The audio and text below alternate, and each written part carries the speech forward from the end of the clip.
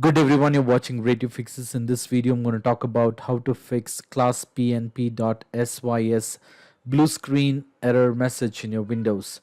Now, the first step to resolve this issue is to go ahead and disconnect peripheral devices.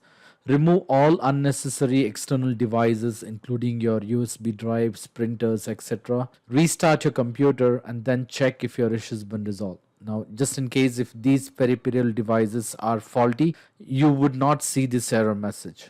In case if the issue has been resolved, you might want to go ahead and replace your faulty peripheral device. Now, in case if your issue has been resolved by replacing the faulty peripheral device, well and good, you don't need to try the next method. Now, the next method to go ahead and resolve this issue is to run the system file checker on your computer. Corrupted or missing system files can cause BSODs or the blue screen of death error message. Now, to resolve this issue, what you could do is you need to open the command prompt. So you can go to the search window, and in the search window you may go ahead and type command prompt. You will see the best match for the command prompt. You can do a right click on it and then click on run as administrator. Just in case if you get a user access control prompt, you may click on yes or continue on the screen. Now, once you're on the command prompt window, you will have to execute two different commands here. The first command is to go ahead and run the SFC scan on your computer. You can copy and paste the command from the video description, or you can type the command manually. The command is SFC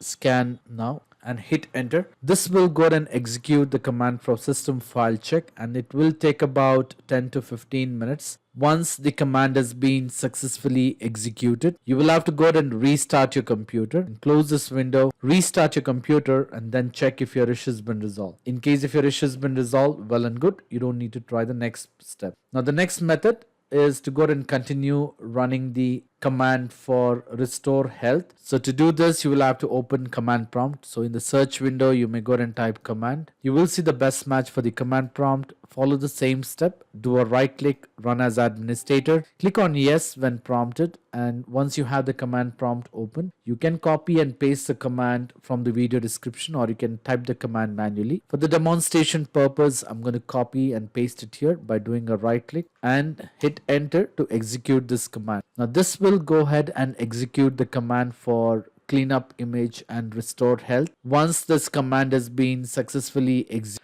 you can close this window, restart your computer after the scan is complete, and check if your issue has been resolved. Now, this should definitely resolve the problem. So in spite of trying all this step, if you're still facing a problem, the next step is to go ahead and update your device drivers. To do this, you will have to do a right click on the start button and then click on device manager. Once you have the device manager open on your computer screen, you will have to go ahead and locate the disk drives. It would be in alphabetical order. Now, once you're here, you will have to do a right click and then click on scan for hardware changes to see if there were any hardware changes.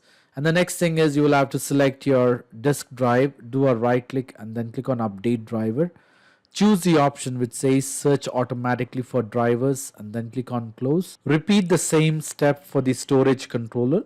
You will have to locate for the storage controllers, do a right click, scan for hardware changes, and repeat the same step for the hard storage controllers listed here.